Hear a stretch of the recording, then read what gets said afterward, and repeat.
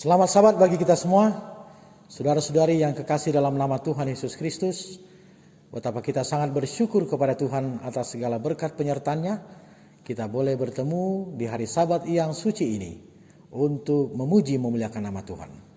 Teristimewa pada saat ini kita akan mendengarkan firman Tuhan yang akan membawa kita kepada sukacita untuk selalu memuji memuliakan namanya. Biarlah firman yang akan kita dengarkan ini akan membawa kehidupan kita untuk lebih dekat dan lebih setia di hadapan Tuhan. Saudara-saudariku yang kekasih, pada saat ini khotbah yang akan saya sampaikan, firman Tuhan yang akan kita dengarkan berjudul Batu Maropa. Sebuah ilustrasi yang saya sampaikan, kisah seorang muda yang bernama Bruno Capurimo. Dia adalah seorang muda dari keluarga Italia yang berimigrasi ke daerah Amerika, tepatnya kota New York. Saudara-saudaraku, kehidupan di kota New York adalah kehidupan yang sangat luar biasa. Bagaimana mereka harus bertahan hidup di kota ini. Oleh karena peperangan yang terjadi di Italia, maka keluarga daripada Bruno, mereka harus berangkat meninggalkan kota mereka dan mereka menuju ke kota New York, Amerika Serikat. Saudara-saudaraku, bahwa di sana keadaan mereka sangat memprihatinkan karena begitu banyaknya geng-geng yang ada di kota itu, membuat keluarga ini sepertinya tidak bisa bergerak, sehingga Bruno merasa bahwa dia tidak tepat untuk tinggal di kota itu, sehingga dia mengurung diri di kamarnya. Satu waktu ayahnya datang kepada dia dan berkata, "Jangan biarkan dirimu terus tinggal di kamar ini. Bekerjalah. Ingat, ibumu saat ini sedang sakit kanker." Saudara-saudaraku, maka Bruno terkejut mendengarkan bahwa ibunya mengalami sakit yang sangat parah. Ayahnya harus berjuang bekerja dan dia juga mulai bergerak dan keluar dari kamarnya. Dan dia mulai mencari pekerjaan untuk menolong, untuk membantu pengobatan daripada ibunya. Saudara-saudaraku, ibunya tidak lama hidup dan dia meninggal. Bruno sangat terpukul. Dia merasa bahwa ini adalah salah Tuhan. Mengapa dia biarkan ibunya sakit? Mengapa dia biarkan ibunya menderita dan dia harus meninggal? Ini semua karena salahmu. Engkau tidak kelihatan. Engkau bukan Tuhan. Aku tidak percaya kepadamu. Demikianlah perkataan daripada Bruno. Saudara-saudaraku yang kekasih, ketika itu ayah Bruno juga mengalami stres yang berat. Maka dia tidak lama dari itu sakit dan dia juga meninggal dunia. Saudara-saudaraku, begitu hebatnya pergumulan daripada hidup Bruno. Mengapa Tuhan, dia katakan, mengapa kau biarkan semua ini ku alami? Mengapa pahitnya hidup ini harus terjadi kepadaku?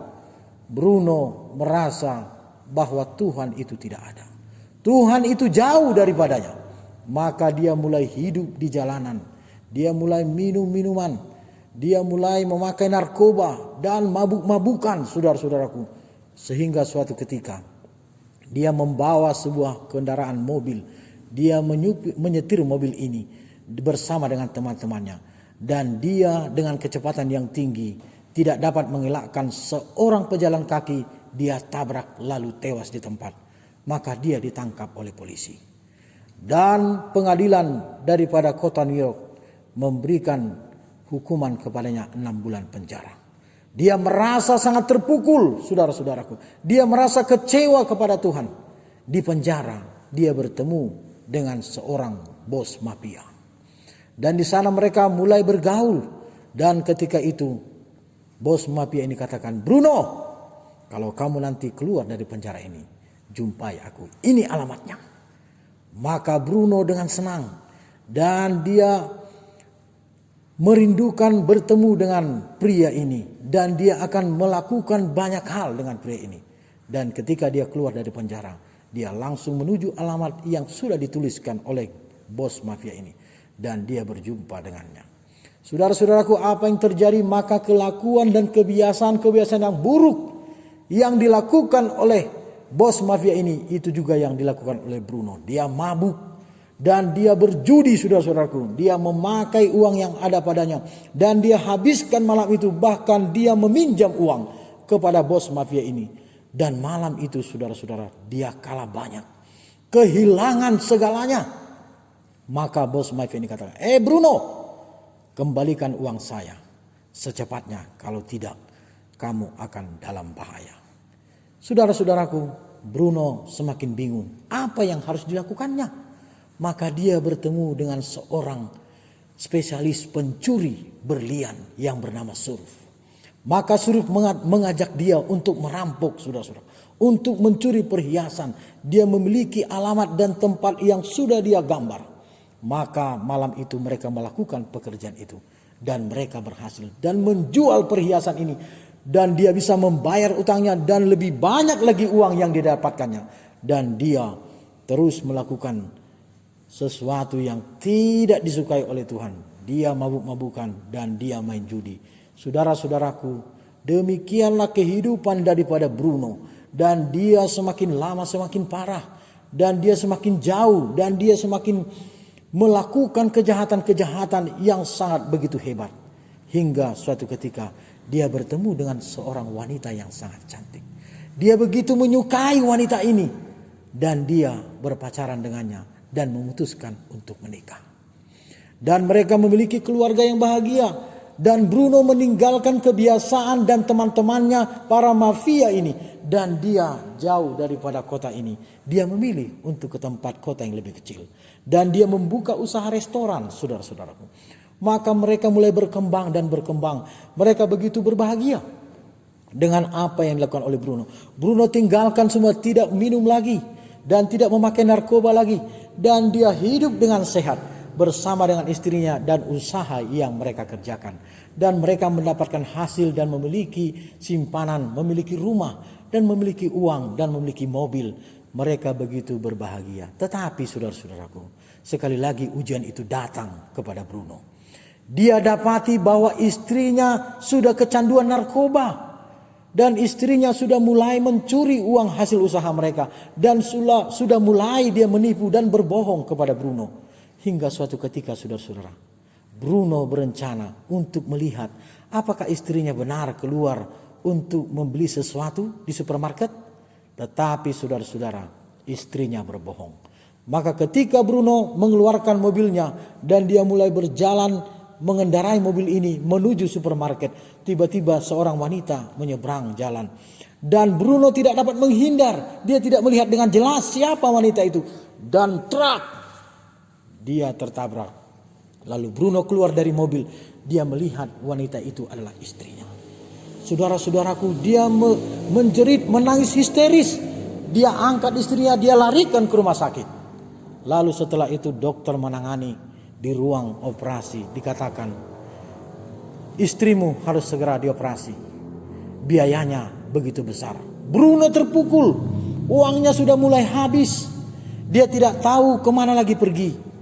Dia berpikir malam itu, apa yang sisa padaku uang ini harus kumainkan di media judi. Supaya aku mendapat lebih banyak lagi. Supaya aku bisa membiayai pengobatan istriku. Supaya dia selamat.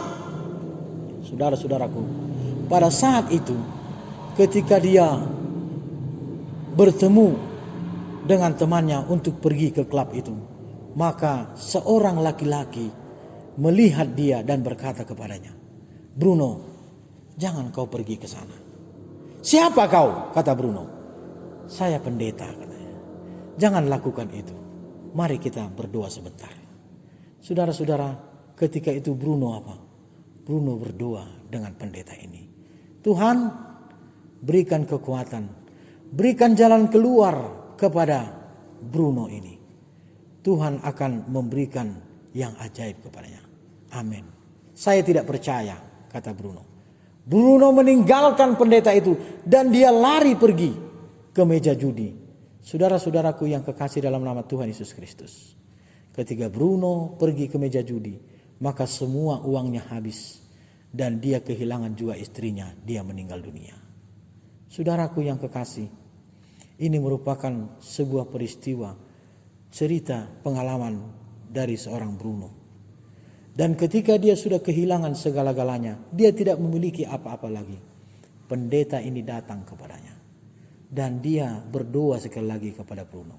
Bruno, biarlah kiranya Tuhan yang menguatkanmu. Mari kita berdoa. Bruno mau diajak berdoa. Dan ketika dia berdoa seakan-akan ada kuasa yang datang kepadanya. Kembalilah kepada jalan yang benar. Kembalilah engkau kepadaku. Aku akan menolongmu. Aku akan menguatkanmu.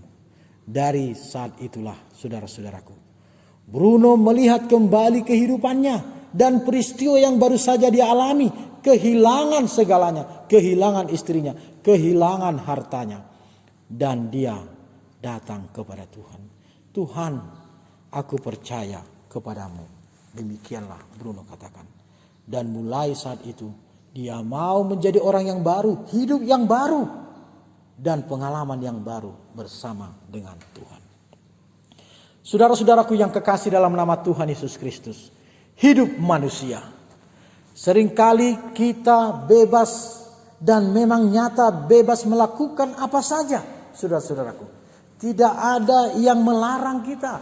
Tidak ada yang membatasi kita setiap hari ketika kita keluar dari rumah. Apa yang kita kerjakan? Banyak hal yang terjadi bagaimana hidup kita sebagai manusia. Kita melanggar aturan-aturan dalam kehidupan sehari-hari. Ada orang yang mengabaikan perintah orang tua. Anak-anak yang tidak peduli lagi dengan aturan di rumah. Anak-anak yang tidak peduli lagi dengan apa yang dikatakan oleh orang tua dan keluarga, ayah dan ibu. Ada anak-anak yang mengganggu kakak dan adiknya. Mereka tidak nyaman di rumah. Terjadi pertengkaran dan tidak lagi senyum. Saudara-saudara, ada orang di jalanan yang main hakim sendiri, merasa dia hebat dan melakukan hal-hal yang dia tidak peduli, bahkan menyakiti orang lain. Saudara-saudaraku, banyak juga korban narkoba, orang-orang muda remaja yang memilih untuk memakai daripada narkoba untuk melepaskan kepenatan, kekecewaan. Bahkan rumah tangga yang sudah rusak, wanita, remaja, laki-laki menjadi korban, yaitu obat-obat yang terlarang. Ada orang yang tidak mau menuruti pemerintah, tidak memiliki kartu tanda kependudukan. Mereka melakukan aksi teror karena kecewa, karena mereka tidak mendapati sesuatu yang memuaskan yang diberikan oleh pemerintah, sehingga mereka melakukan aksi teror. Melakukan tindakan pidana, menyakiti orang lain, merampok bahkan menghilangkan nyawa, merusak fasilitas daripada negara. Saudara-saudaraku, mangkir dari tugas dan tanggung jawab yang sudah dipercayakan, tidak berpartisipasi dalam kegiatan pemilihan umum atau apapun yang dibuat oleh daripada pemerintahan ini. Saudara-saudaraku yang kekasih dalam nama Tuhan Yesus Kristus, setiap hari hal ini bisa terjadi dalam kehidupan kita. Maka kita bisa melakukan apa saja yang kita inginkan, saudara-saudara. Bahkan saudara-saudaraku, banyak kejahatan-kejahatan manusia yang sangat mengerikan. Seperti Jack the Ripper. Dia adalah membunuh 5 wanita dan memutilasi mayat mereka. Mengerikan, saudara-saudaraku. Ada yang bernama Harold Shipman. Dia dikenal sebagai Dr. Death. Dia adalah pelaku pembunuhan yang berantai, yang paling sadis. Menewaskan 218 pasien. Menjalankan praktek di London pada tahun 1972 sampai 1998. Dan dia mati bunuh diri. Saudara-saudaraku, ada nama yang lain. Manusia yang bernama Ted Bundy. Dia menculik dan membunuh banyak orang. Dan kebanyakan korbannya adalah wanita. Dan dia ditangkap dan dieksekusi mati tahun 1989. Saudara-saudaraku yang kekasih dalam nama Tuhan Yesus Kristus. Yesus mengumumkan keselamatan bagi semua yang berdosa. Tetapi ia mengamarkan bahwa satu pengecualian yang mencemaskan pada tawaran Allah akan kemampuan menyeluruh. Yaitu dosa yang tidak dapat diampuni. Segala dosa dan hujat manusia akan diampuni, tetapi hujat terhadap Roh Kudus tidak akan diampuni. Apabila seorang mengucapkan sesuatu menentang anak manusia akan diampuni, tetapi jika menentang Roh Kudus tidak akan diampuni. Apa maksud Yesus? Mengapa ada dosa yang tidak dapat diampuni? Menurut para ahli dapat disimpulkan bahwa pengendalian diri adalah sebuah kemampuan yang dimiliki setiap individu untuk memiliki kehendak atau keinginan dalam mengatur tingkah laku diri sendiri, serta menekan atau melawan tingkah laku impulsif yang dapat memberikan dampak negatif dan mengarahkannya pada konsekuensi yang lebih baik atau positif. Siapakah Roh Kudus? Roh Kudus adalah satu pribadi, bukan satu kekuatan yang tidak mempunyai pribadi. Perkataan yang mengatakan karena berkenan kepada Roh Kudus dan kepada kami menunjukkan bahwa umat percaya yang mula-mula itu menganggap Roh Kudus sebagai satu pribadi. Kristus juga berbicara mengenai dia sebagai satu pribadi yang jelas. Ia akan memuliakan aku, katanya, ia akan memberitakan kepadamu apa yang diterimanya daripadaku.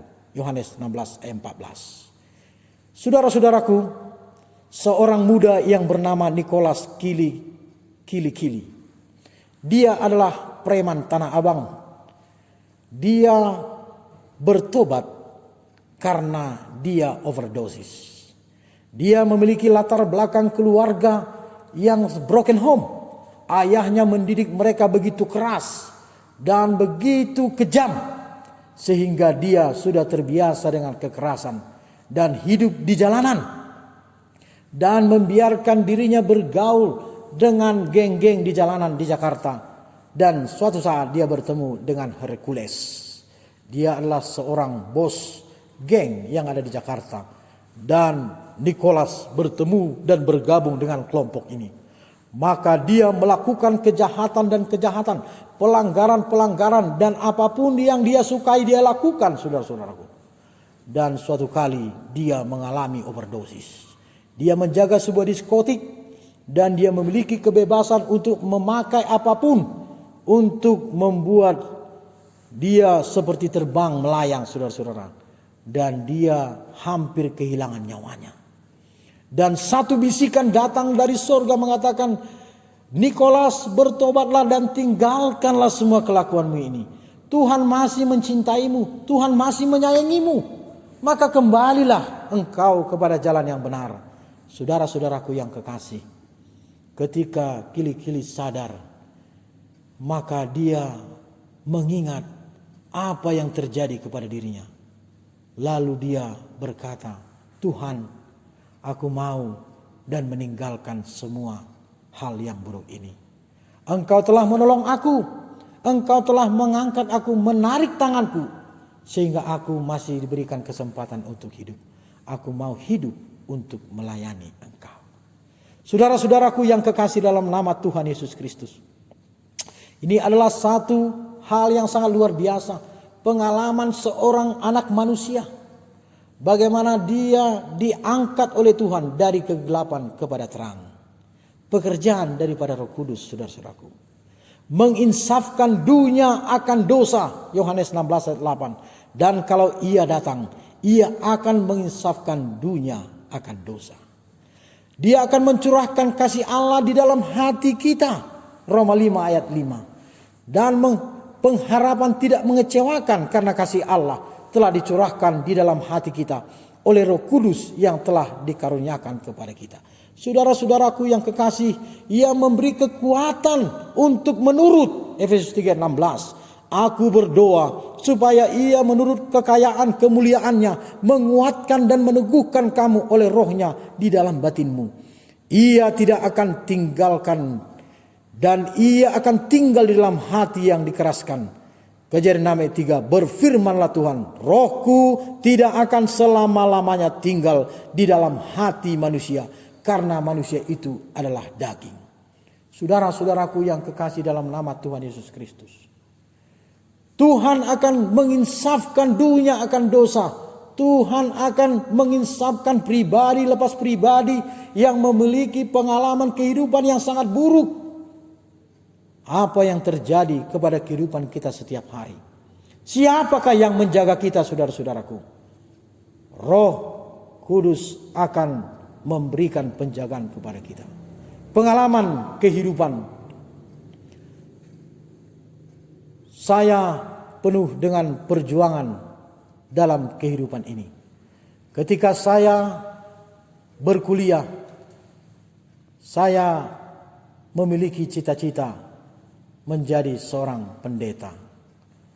Tetapi pergumulan yang luar biasa saya hadapi ketika saya berkuliah.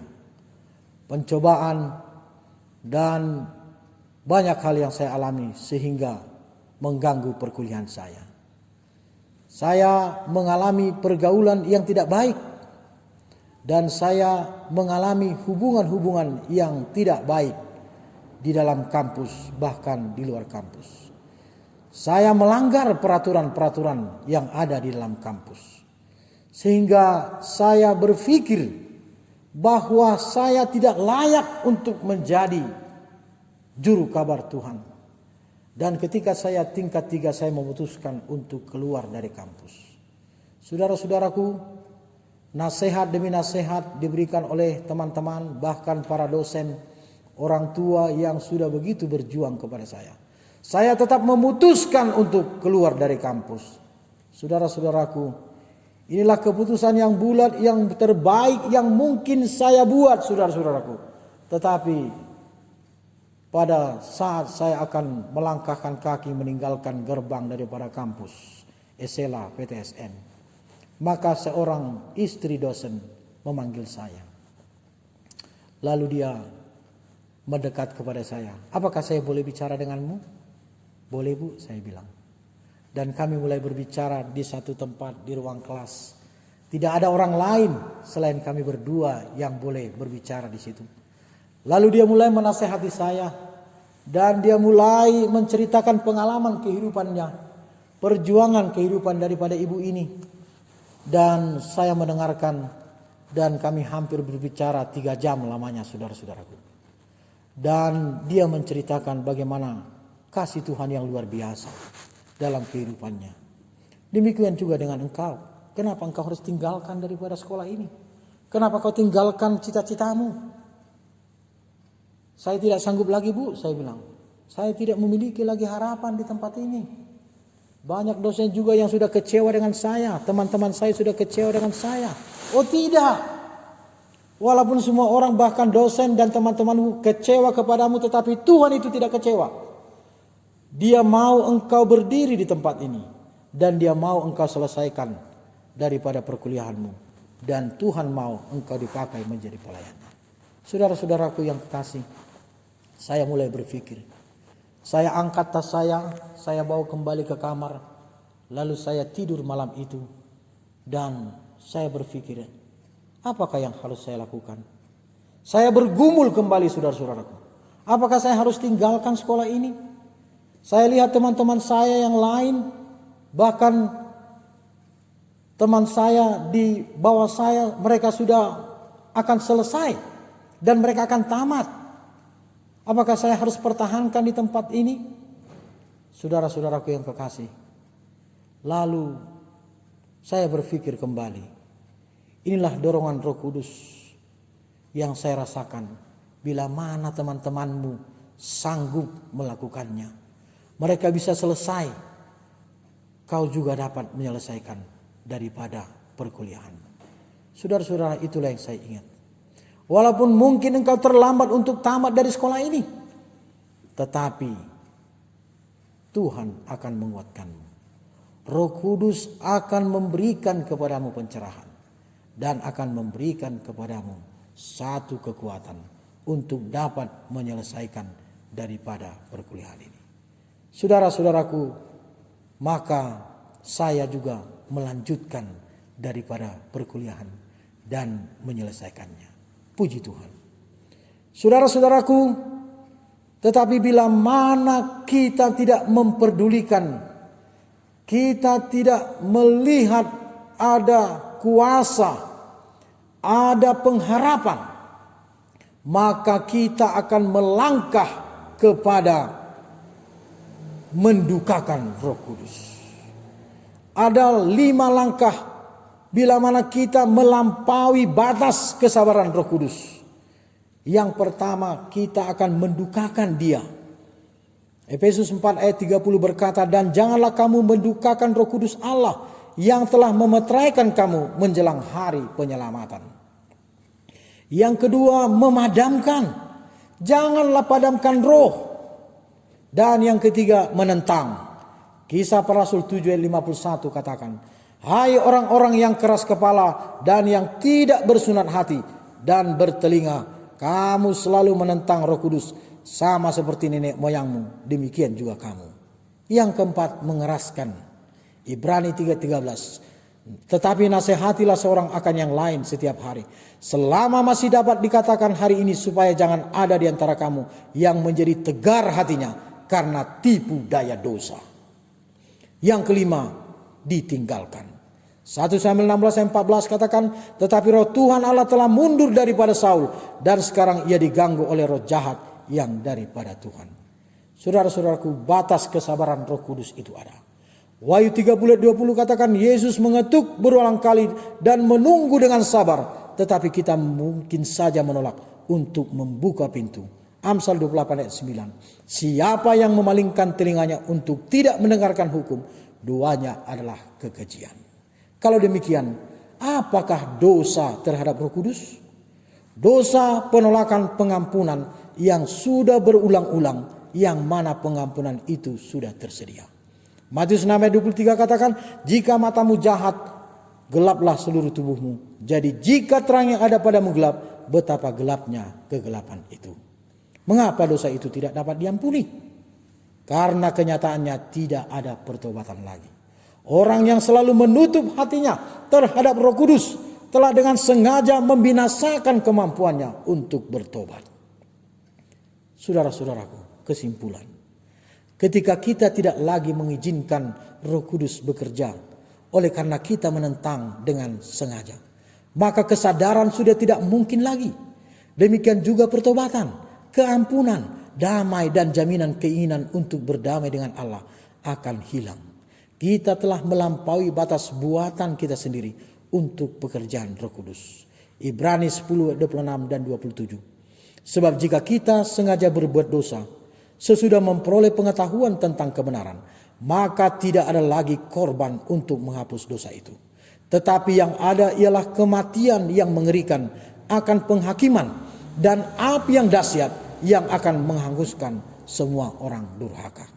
Ajakan, marilah kita, saudara-saudaraku yang kekasih, menjaga dan memelihara hati kita supaya selalu peka terhadap bujukan Roh Allah dan waspada terhadap langkah dalam menolak secara sadar akan kehendak Allah yang sudah kita ketahui, dengan mengembangkan tabiat menurut dan mendengarkan akan kewajiban kita kepada Allah. Hidup kita ini seperti batu. Bila mana kita mengeraskan hati dan tidak mau mendengar, maka kita tidak berguna dan akan terbuang. Tuhan Yesus memberkati kita semuanya. Amin.